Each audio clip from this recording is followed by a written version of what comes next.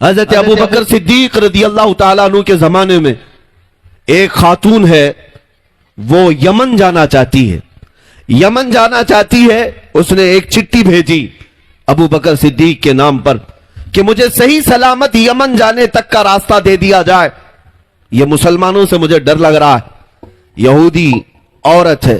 حضرت ابو بکر صدیق نے 2 جوان صحابہ کو اس کے حوالے کر دیا، ایک اونٹنی دے دیا، کہا کہ اس خاتون کو صنعاء یمن پہنچنے تک تم اس کی نگہبانی کرو۔ یہ 2 جوان تھے، وہ عورت کے ساتھ ہو گئے۔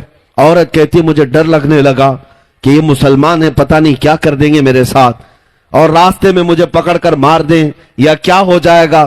عام طور پر جو لوگوں کا ذہن بنا ہوا تھا، یہودی خاتون یہ کہتی رہی، اور یہ دونوں نوجوانوں نے اسے اونٹ پر سوار کیا، مدینے سے یمن کے راستے تک چل پڑے۔ جب بیچ میں کوئی چوکی آتی، چیکنگ پوائنٹ آتا، تو وہاں پر بھی صحابہ ہوا کرتے، وہ پوچھتے کون ہے اوپر اور تم کس طرف جا رہے ہو؟ یہ دونوں نوجوان صحابی کہتے ہم خلیفہ رسول ابو بکر صدیق کے ساتھ کے حکم پر آئے ہیں، اور اوپر ایک خاتون ہے جو ملک یمن جانا چاہتی ہے۔ تو اوپر آنکھ اٹھا کر کے بھی کوئی وہاں سے نہیں دیکھتا تھا، آنکھ بھی نہیں اٹھاتے۔ اس طرح یہ راستہ طے ہو گیا۔ یمن آ گئی وہ عورت۔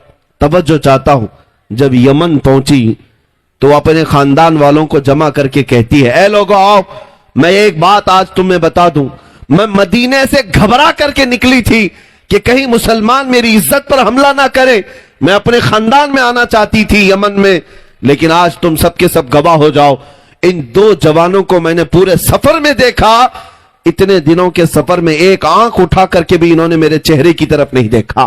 آج تم سب گواہ ہو جاؤ کہ میں واپس یمن میں نہیں، مدینے جا کر رہنا چاہتی ہوں اور اسلام کے دامن میں رہنا چاہتی ہوں، اس لیے کہ مجھے اگر کوئی عزت کی حفاظت دے سکتا ہے تو محمد عربی کا غلام ہی دے سکتا۔ میرے عزیزوں،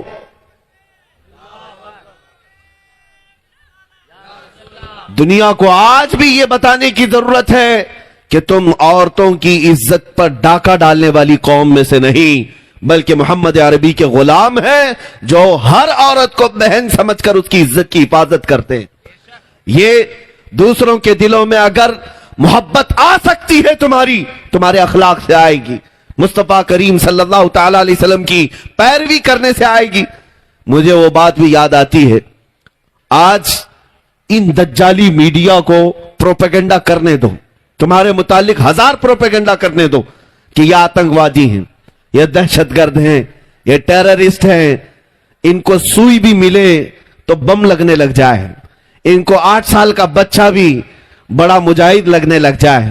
ان کے حالات یہی ہیں، انہوں نے ایڑی چوٹی کا زور لگایا ہے اور اسی بات پر قسم کھا کر بیٹھے ہیں کہ اگر بگاڑیں گے کسی کا چہرہ تو صرف مسلمان کا بگاڑیں گے۔ ان کو 1000 کوششیں کرنے دو، لیکن اے مسلمانوں، اخلاق و کردار تو تمہارے ہاتھوں میں ہے، محبت کے طریقے اور سلیقے تمہارے ہاتھوں میں ہے۔ افغانستان کی سرزمین کی بات کر رہا ہوں، 2012 آج سے تقریباً 8-9 سال پہلے کی بات، کہ وہاں پر نیٹو فوجیں اپنے قدم جمائی ہوئی ہیں، ہر ملک کی فوجیں وہاں پر، ان پر رسہ کشی چل رہی تھی، طاقت کے بل بوتے پر امریکہ، یورپ، پتہ نہیں کتنی فوجیں وہاں پر موجود تھی۔ ایک ایسا انسیڈنٹ، ایک ایسا واقعہ پیش آیا، ایک خاتون رپورٹر ہے، وہ امریکہ کی رہنے والی، جو رپورٹنگ کرنے کے لیے افغانستان کے میدان میں گئی تھی، کہ حالات دیکھیں، وہ روزانہ رپورٹنگ کرتی تھی کہ کہاں کیا کیا حالات ہیں۔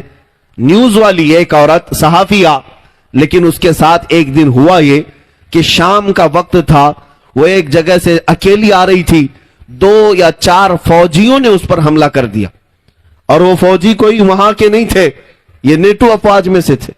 انہوں نے اسے پکڑنے کی کوشش کی اور اس کے کپڑے پاڑ رہے تھے، وہ کسی نہ کسی طرح اپنی ہوس کا شکار اسے بنانا چاہتے تھے، لیکن وہ عورت نے چیخ پکار کیا تو اچانک 2 نوجوان جو مسجد کی طرف جا رہے تھے، مسلمان تھے، وہ دوڑتے ہوئے آئے، تو جیسے ہی وہ آئے وہ فوجی اپنے راستے چلے گئے، کیونکہ عزت کا معاملہ تھا، آواز اٹھنے لگ گئی تھی۔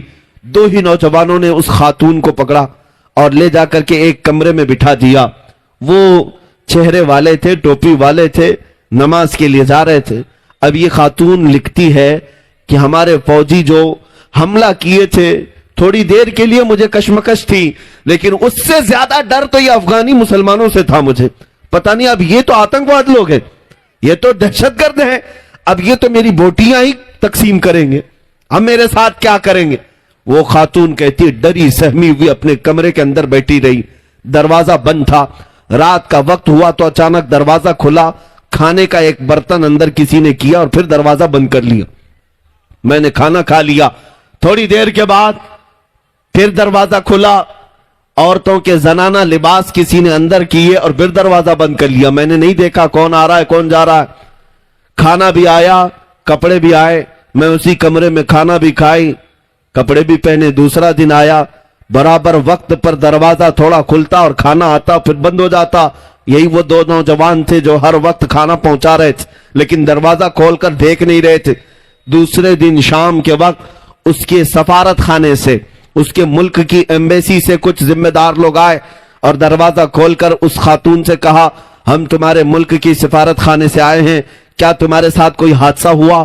اس عورت نے حادثہ لکھایا، رپورٹ لکھایا، اور اس سفارت خانے سے آنے والے نے کہا اے خاتون ان دو جوانوں کا شکر ادا کر کہ یہ ہمارے سفارت خانے تک پہنچ کر کے تیری خبر کیے ہیں، اور ان جوانوں نے ہم سے یہ وعدہ لیا ہے کہ جب تک تجھے ملک تک حفاظت سے نہ پہنچائیں گے اس دن تک یہ محنت کرتے رہیں گے.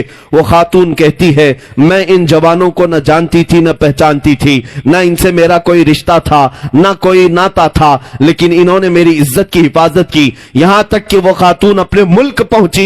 اور اس کے بعد اس نے اخبار میں ایک آرٹیکل لکھا تھا، آج سے 8-9 سال پہلے کی بات کر رہا ہوں. وہ عورت کہتی ہے بچپن سے میرے دماغ میں یہ ڈالا گیا تھا کہ مسلمان وحشی ہوتا ہے، مسلمان آتنک کی طرف بڑھتا ہے، مسلمان عورتوں کی عزت پر حملہ کرتا ہے. لیکن اے لوگوں یہ دنیا جھوٹ بولتی ہے، یہ میڈیا پروپیگنڈا کرتی ہے. میں خود صحافیہ ہوں، میں خود رپورٹر ہوں، میں نے افغان کی سرزمین پر دیکھا ہے حملہ کرنے والے کوئی اور تھے، حفاظت کرنے والے تو محمد کے غلام تھے صلی اللہ تعالی علیہ وسلم.